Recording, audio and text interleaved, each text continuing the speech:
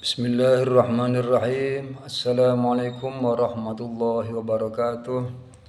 Alhamdulillahirabbil alamin. Allahumma shalli ala sayidina Muhammad wa ala ali sayidina Muhammad. Qala al-muallif rahimahullahu ta'ala wa nafa'ana bihi wa bi'ulumihi fid dharain amin.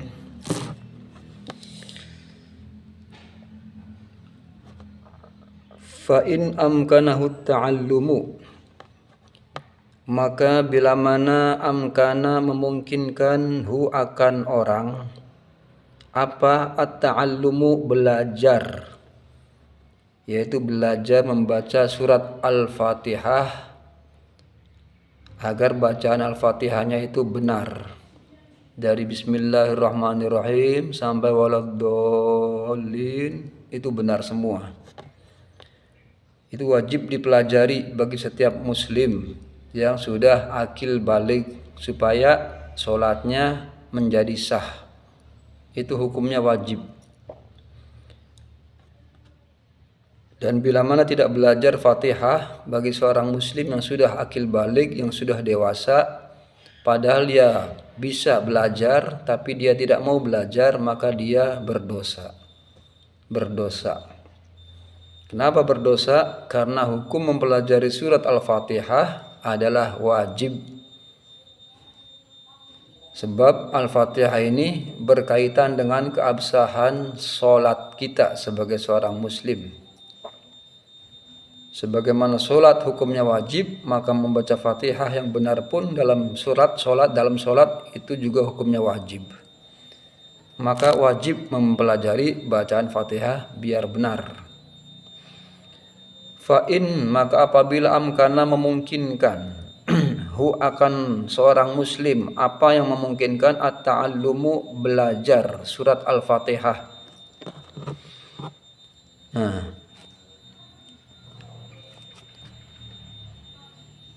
Kelanjutannya ini dijelaskan, wa idza lam tasihha, dan apabila lam tasihha tidak sah apa al-qudwatu bermakmum bil ummi kepada orang ummi.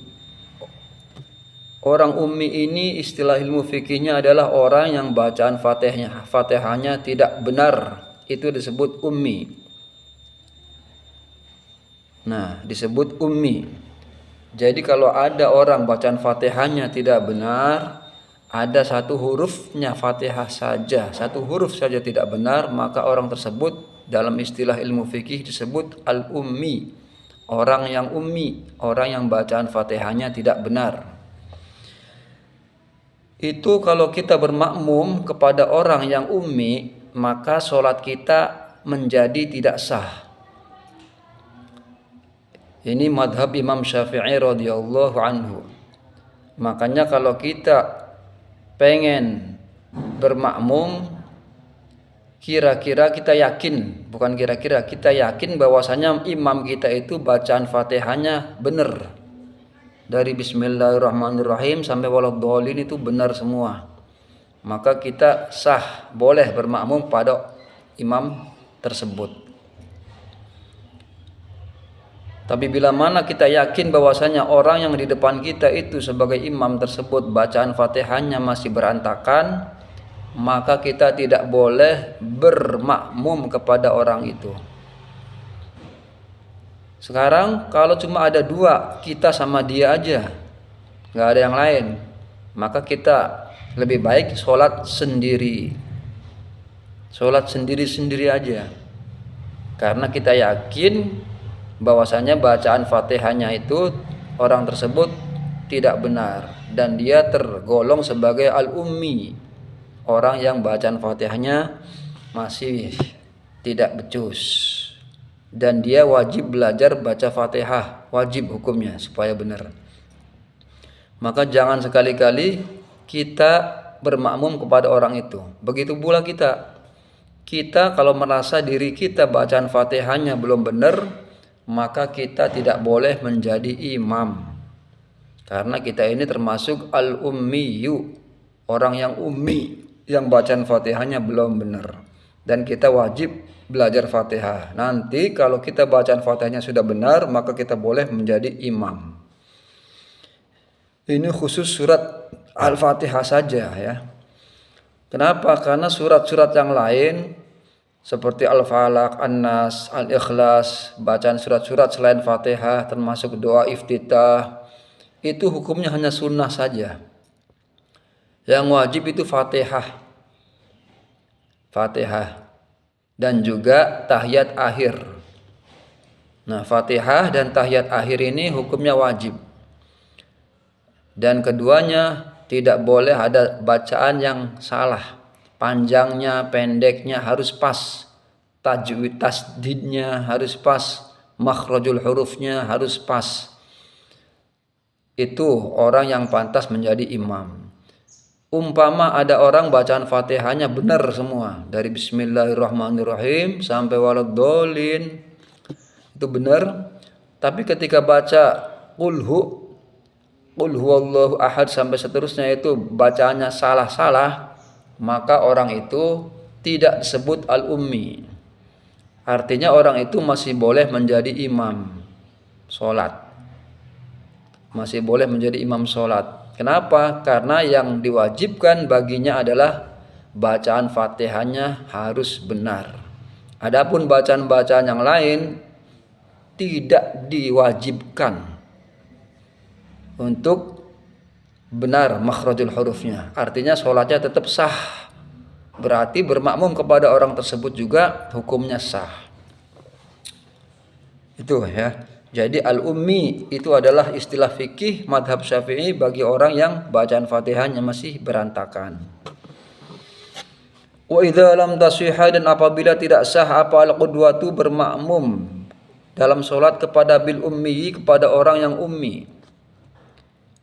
Fahal tasihhu sholatu nafsihi, maka apakah tasihhu sah apa sholatu nafsihi, sholatnya orang ummi tadi.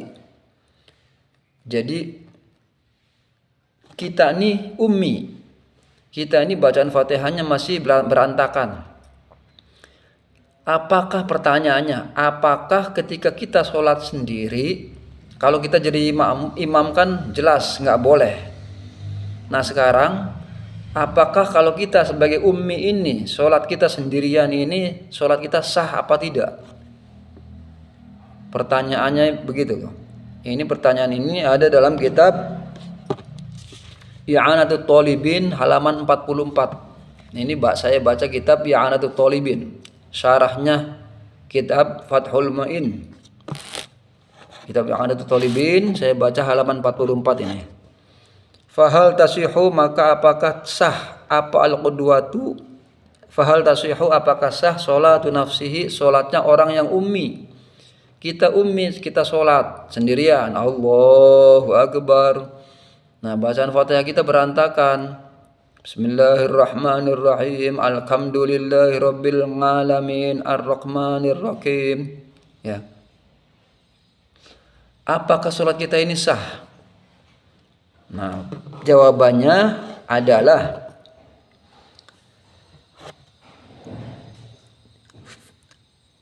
la tasihhu sholatuhu, tidak sah sholatnya. In amkanahu ta'allumu, apabila amkanahu memungkinkan bagi orang ummi tadi, bagi kita ini yang ummi ini, at-ta'allumu belajar tentang bacaan Fatihah. Walam yata'allam, tapi kita enggak mau belajar. Kita banyak waktu, banyak kesempatan untuk belajar baca Fatihah biar benar, tapi kita ogah, enggan belajar Fatihah. Sampai-sampai bacaan Fatihah kita ini berantakan. Dari hari ke hari, sholat kita, bacaan Fatihahnya nggak ada perubahan, masih begitu-gitu aja. Padahal kita banyak waktu untuk belajar Fatihah, tapi kita nggak mau belajar. Maka sholatnya kita ini dianggap la tasihhu, tidak sah. Sholatuhu, sholatnya kita ini nggak sah. Kenapa? Karena bacaan Fatihah kita berantakan. Sedangkan kita berkewajiban mempelajari Fatihah biar bacaan Fatihah kita ini benar. tapi kita nggak mau belajar, padahal banyak waktu, banyak kesempatan. Maka sholat kita dianggap la tasihhu sholatuhu, tidak sah sholatnya orang ummi tadi, meskipun dia sholatnya sendirian. Kenapa? Karena orang ummi tadi, kita ini yang ummi ini nggak mau belajar Fatihah itu, dan kita berdosa karena kita membuang-buang waktu, tidak mau belajar Fatihah yang hukumnya wajib dibaca ketika sholat. Nah, wa illa sohat. Nah, tapi bila mana kita pengen banget belajar bacaan Fatihah, pengen banget, cuma nggak ada guru yang mau membimbing kita, yang mau ngajarin kita gimana sih bacaan Fatihah yang benar tuh. Nggak ada guru, nggak ada orang yang bisa ngajarin kita, karena orang-orang sekitar kita sama-sama orang-orang bodoh semua umpama, orang-orang yang ummi semua umpama. Maka sholat kita ketika itu dimaklumi oleh agama, dimaafkan. Artinya sholat kita masih dianggap sah, karena tidak ada orang yang kita temukan bisa ngajarin kita Fatihah. Tapi kalau banyak orang yang bisa ngajarin kita Fatihah, tapi kita nggak mau belajar Fatihah, maka sholat kita dianggap tidak sah, karena kitanya malas belajar Fatihah. Bukan karena udzur, bukan karena darurat, bukan. Tapi karena unsur diri kita yang tidak mau belajar kewajiban kita belajar Fatihah tadi. Atau bisa jadi kita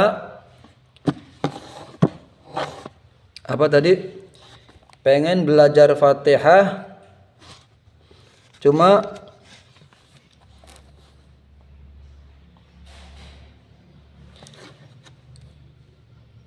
ini saja dulu. Insyaallah kita lanjut di waktu-waktu berikutnya, di video berikutnya. Mudah-mudahan berkah, dan bila mana masih ada yang kurang jelas silakan tulis di komentar. Assalamualaikum warahmatullahi wabarakatuh.